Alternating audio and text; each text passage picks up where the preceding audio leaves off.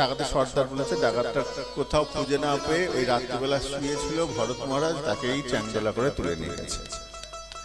তুলে নিয়ে গিয়ে মায়ের কাছে বলি দেবে বলে, ওই যে গলায় যে দেয় ওটা কি বলে বলে, হ্যাঁ, হাড়ি কাঠ, হাড়ি কাঠ, ইউর মতন দেখতে।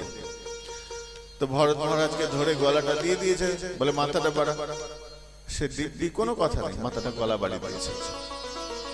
বেশ, বলি দিতে যাবেন এমন সময় মা কালী সেই প্রতিমার ভেতর থেকে প্রকটিত হয়ে ওই প্রত্যেকটা ডাকাতকে বধ করলেন।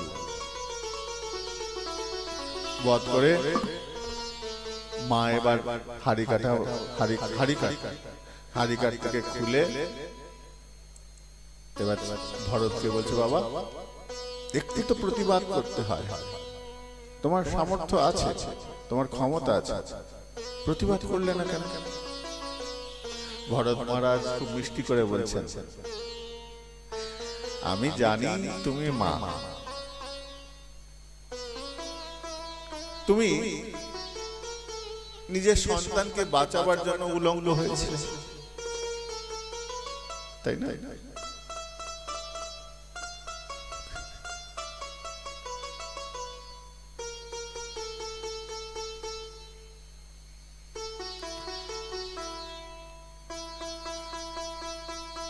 সন্তানকে রক্ষা করবার জন্য তুমি উলঙ্গ হয়েছে, এমন মা তুমি।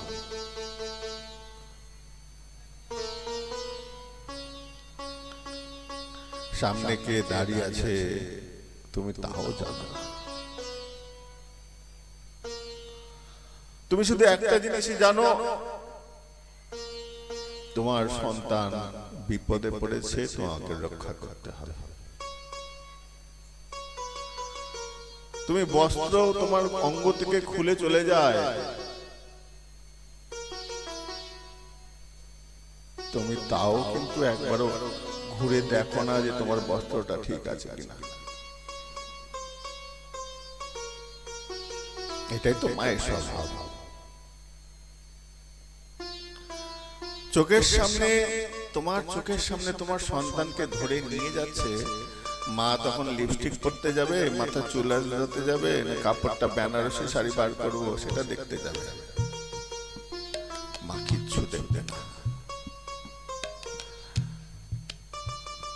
মা হাতের কাছে যা পাবে, বটি পেলে বটি, দা পেলে দা, খুন্তি পেলে খুন্তি, যা পাবে তাই দিয়ে মা প্রতিরোধ করবে। এটাই মা,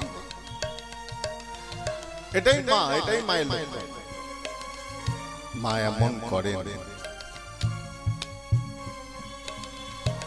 প্রথমে অনুনয় বিনয়, আমার সন্তানকে ছেড়ে দাও।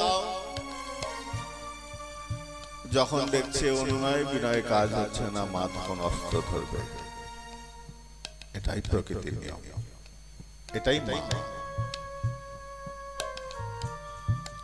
ওই দুর্বৃত্তরা তোমার বাড়িতে ঢুকে তোমার ছেলেকে তোমার মেয়েকে ধরে টানতে টানতে নিয়ে যাচ্ছে, আর তুমি যদি বসে থাকো ধিক্কার সেই মাকে। এরকম মা নয়, মা প্রতিজ্ঞা, মা প্রতিশোধ। তো ভরত মহারাজ বলছেন, মা আমি তো জানি তুমি রক্ষা করবে, তাই আমি কোন রকম ভাবে আমি বাধা দেবার চেষ্টা করি। আমি জানি তুমি রক্ষা করবে, তাই বাধা দেওয়ার মতন ইচ্ছা আমার হয় না। তুমি রক্ষা করবে তো। জগৎ জননী মা, জগৎ জননী স্বরূপা।